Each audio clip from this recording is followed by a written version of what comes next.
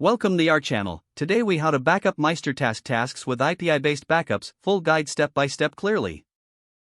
To begin, ensure you have a MeisterTask account set up and that you are logged in. Access the MeisterTask API documentation through their official website. Familiarize yourself with the endpoints available under the Tasks section. Generate an API token from your MeisterTask account settings to authenticate your requests. Open your preferred code editor or IDE for writing the backup script.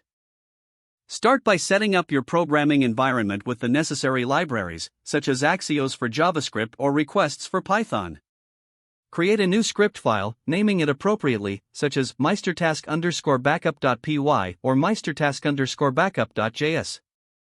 Initialize your project with the necessary imports based on your chosen programming language. Define a function to make a GET request to the MeisterTask API endpoint for fetching tasks. Include your API token in the request headers for authentication. Use the endpoint to retrieve all tasks associated with your projects. Store the retrieved task data in a variable for processing. Iterate through the list of tasks to extract relevant information, such as task names, IDs, and due dates. Format the extracted data into a structured format, such as JSON or CSV, for easier storage. Choose a location on your local system or cloud storage to save your backup file. Use file handling methods to create and write the structured data to a file. Implement error handling to manage potential issues during the API request or file writing processes.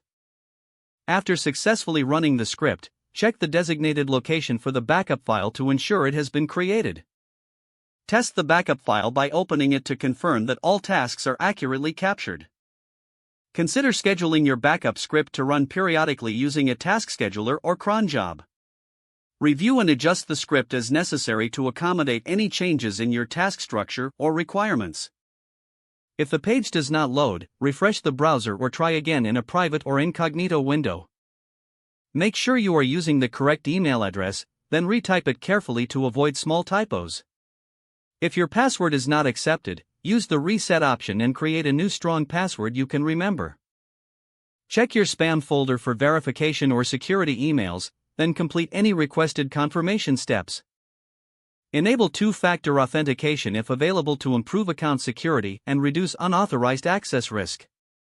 After signing in, review your profile details so your contact information and settings are accurate and current. If you see an error message, note it down and try again. Don't forget to like this video and subscribe to our channel for more step-by-step tech guides.